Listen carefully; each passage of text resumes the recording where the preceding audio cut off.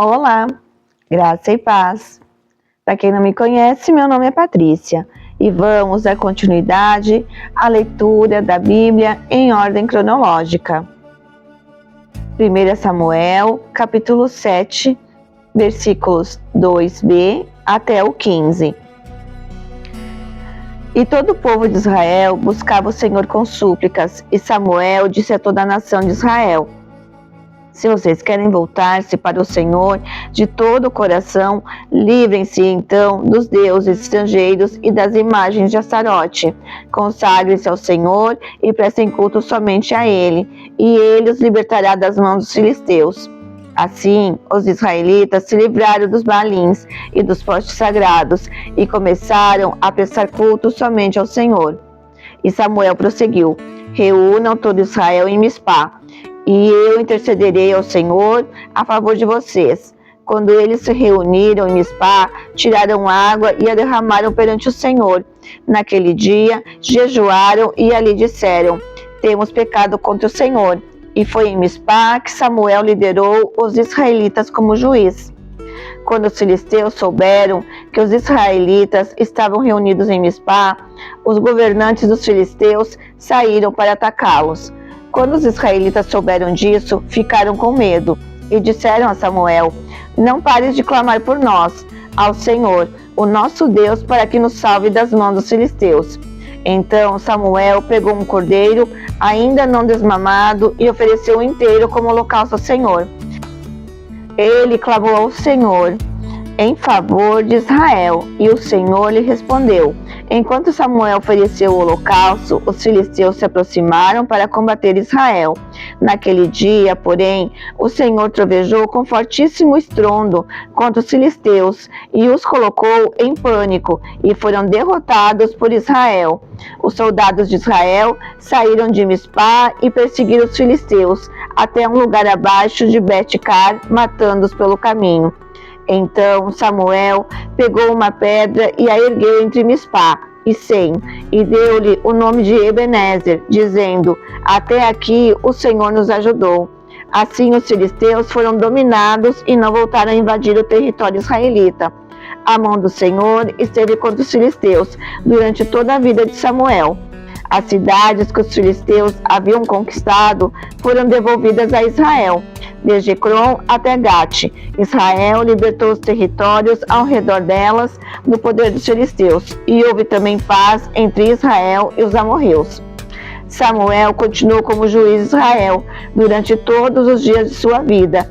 A cada ano percorria Betel, Gilgal e Mispá, decidindo as questões de Israel em todos esses lugares, mas sempre retornava a Ramá, onde ficava a sua casa. Ali ele liderava Israel como juiz, e naquele lugar construiu um altar em honra ao Senhor. 1 Samuel, capítulo 8. Israel pede um rei. Quando envelheceu, Samuel nomeou seus filhos como líderes de Israel. Seu filho mais velho chamava-se Joel, e o segundo, Abias. Eles eram líderes de Berseba, mas os filhos dele não andaram em seus caminhos. Eles se tornaram gananciosos, aceitavam suborno e pervertiam a justiça. Por isso, todas as autoridades de Israel reuniram-se e foram falar com Samuel em Ramá, e disseram-lhe: tu já estás idoso, e teus filhos não andam em teus caminhos. Escolhe agora um rei para que nos lidere, à semelhança das outras nações. Quando, porém, disseram: dá-nos um rei para que nos lidere, isso desagradou a Samuel. Então ele orou ao Senhor, e o Senhor lhe respondeu: atenda a tudo o que o povo está lhe pedindo. Não foi você que rejeitaram, foi a mim que rejeitaram como rei, assim como fizeram comigo desde o dia em que os tirei do Egito. Até hoje, abandonando-me e prestando culto a outros deuses, também estão fazendo com você. Agora atenda-os, mas advirta-os solenemente e diga-lhes quais direitos reivindicará o rei que o governará.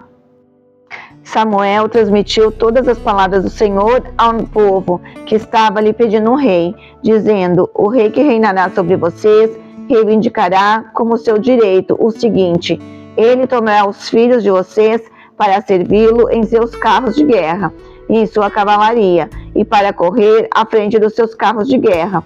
Colocará alguns como comandantes de 1000 e outros como comandantes de 50. Ele os fará arar as terras dele, fazer as colheitas e fabricar armas de guerra e equipamentos para os seus carros de guerra.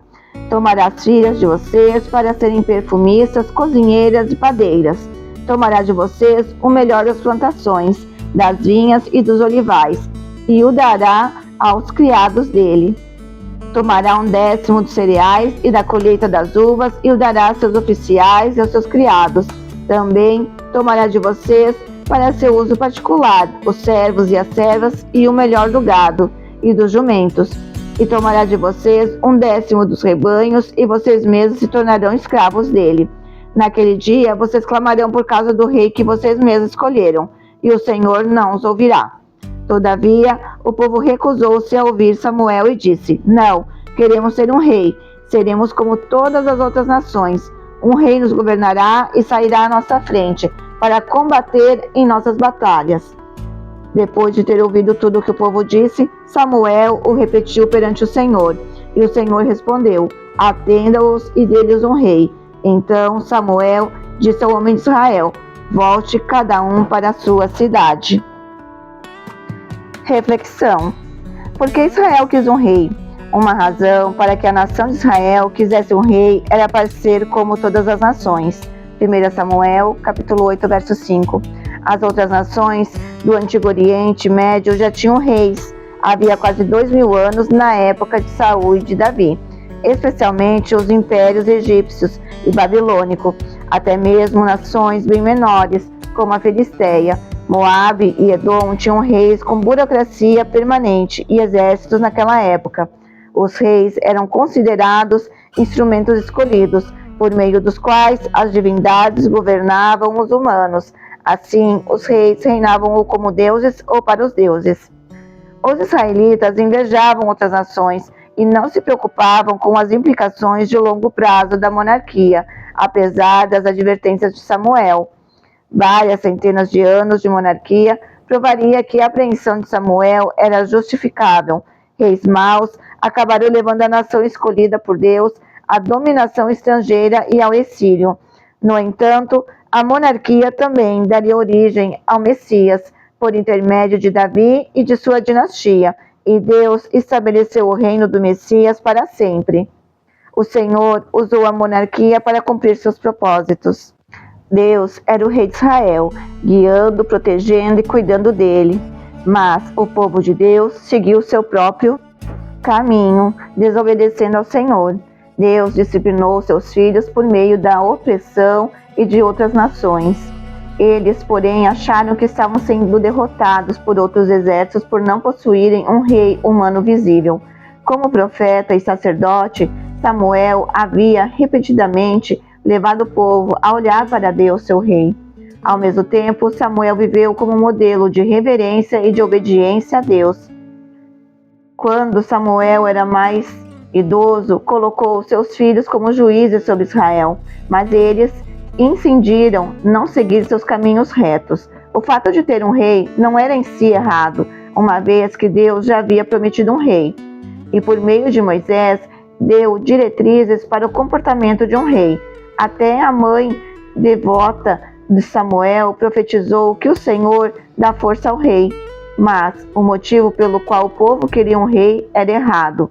Eles desejavam ser como as outras nações, tendo um rei para lutar por eles em suas batalhas, mesmo depois de Samuel ter advertido o povo sobre como um rei iria tratá-los. Porém, logo o povo descobriu seu erro quando as dificuldades aumentaram. Finalizamos mais uma leitura da Palavra de Deus em ordem cronológica. Deus abençoe e até a próxima. Audiobook Surpreendidos pelo Reino.